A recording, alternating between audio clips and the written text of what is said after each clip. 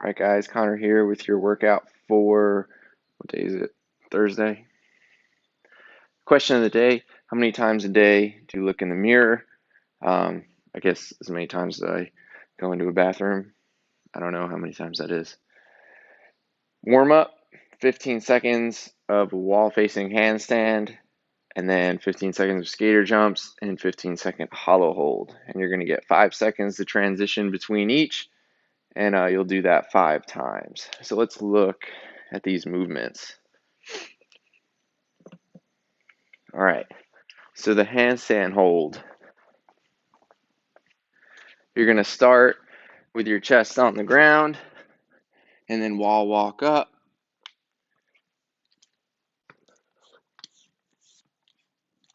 All the way to a straight line from my toes to my wrists. If you don't feel good going all the way up, you can stop at an angle. All right, let's say you don't have a wall that you feel safe walking up. You can elevate your feet on maybe a couch or a stool, or you can even just do a downward dog handstand hold. So try to get your hips as high over your shoulders as you can, and then shift some weight into your arms. The skater jumps. So these, you're going to jump off one leg, land on the other, try to be nice and explosive. And then when you land, pause for a quick second, right? Absorb it and have a nice soft landing by sending the hips back a little bit and then getting into the quads, so some bend in the knee. And then the last movement is a hollow hold. So here, right,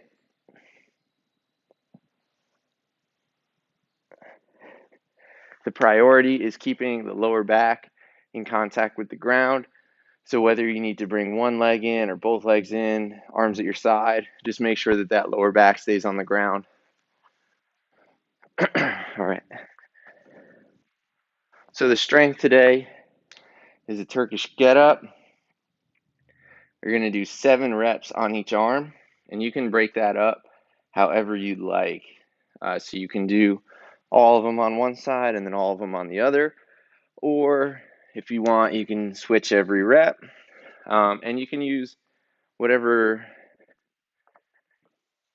weight you feel like using. So you can use a dumbbell or kettlebell. I'm going to show you guys with a sea bag, just to show you that you can really do this movement with kind of any weight that you've got. So let's say I'm using a sea bag. I'm going to put it up on my shoulder, and then from there I'll do the Turkish get up. All the steps are the same, right? The only thing with sea bags, you don't have to focus on keeping that elbow locked out, right? Holding the weight overhead. You're just going to balance it on your shoulder. But the process to get up and down is the same. So this is a Turkish get up with the sea bag. So I'm going to lay back, set it up on my shoulder, and then I start roll up on my elbow and then push up onto my hand. Pick my hips up, slide that foot under into a lunge, and then stand up. On the way down, I lunge down, hand down, foot through, down to my elbow, and then down. All right, so you see the steps are the same, whether you've got a dumbbell, kettlebell, sea bag. So you'll do 7 on each arm, and it's strength work, so not for time. Take your time, be deliberate with your movements, and you can rest as needed between reps. Okay. So the last thing we're going to do today is a 20-minute Amrap, right? As many rounds as you can get in 20 minutes. You're going to start with a 400-meter run and then do 10 strict pull-ups. All right, if you don't have a pull-up bar, then you can do 10 rows. So dumbbell rows or kettlebell rows, or if you've got something to do like a setup for ring rows, then you can do that as well. So let's take a look at these movements. The run, right? If you don't know where 400 meters is, well, we want it to take somewhere around 2 minutes, right? Maybe 2.5 at the longest. So what you can do if you're not sure on that first round, run out a minute, right? See how far you get, and then run back a minute, and then wherever you got to, right, just run to that same spot for every round. And run at a sustainable pace, right? Don't sprint a minute and get as far as you possibly can. And then the pull-ups. If you've got a pull-up bar, perfect, right? We're gonna make sure these are strict reps. Let me see if you can see me.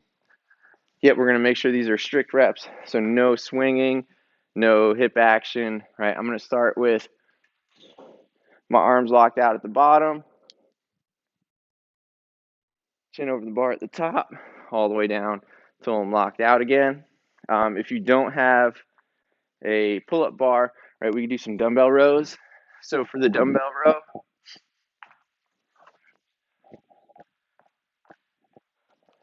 right, let's say I've got the dumbbell in my right hand.